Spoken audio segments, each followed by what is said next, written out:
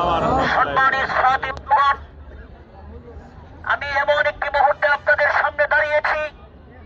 আপনারা এই রোজার মাসে কষ্ট করে আপনারা উপস্থিত হয়েছেন দূর দূরান্ত থেকে। আমি একটা কথা স্মরণ করিয়ে দিতে চাই।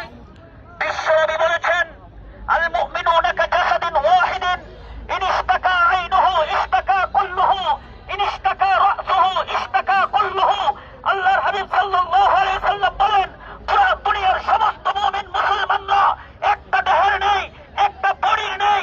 দেহের কোথাও যদি আঘাতপ্রাপ্ত হয় পুরো বডি যেমন অনুভব করে, ঠিক তেমনি ভাবে পৃথিবীর দিক দিগন্তে যেখানে মুসলমানরা নির্যাতিত হচ্ছে, ফিলিস্তিনে মুসলমান নির্যাতিত, বাংলাদেশেও কিছু মুসলমান নির্যাতিত, মুসলিম উলামায়ে কেরাম নির্যাতিত, আমাদের পার্শ্ববর্তী দেশ ভারতে সাধারণ মুসলমান নির্যাতিত, মাদ্রাসা শহীদ করা হচ্ছে, মসজিদ শহীদ করা হচ্ছে।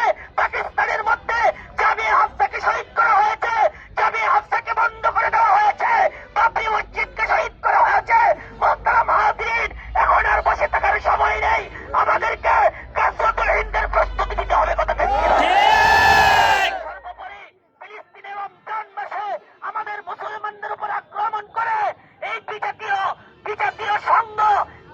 সংঘ ঐক্যবদ্ধ হয়ে মুসলমানদের উপর রমজান মাসে পরিকল্পিতভাবে আঘাত করে সারা পৃথিবীর সমস্ত মুসলমানদের কলিজায় আঘাত করেছে। কথা ঠিক কিনা?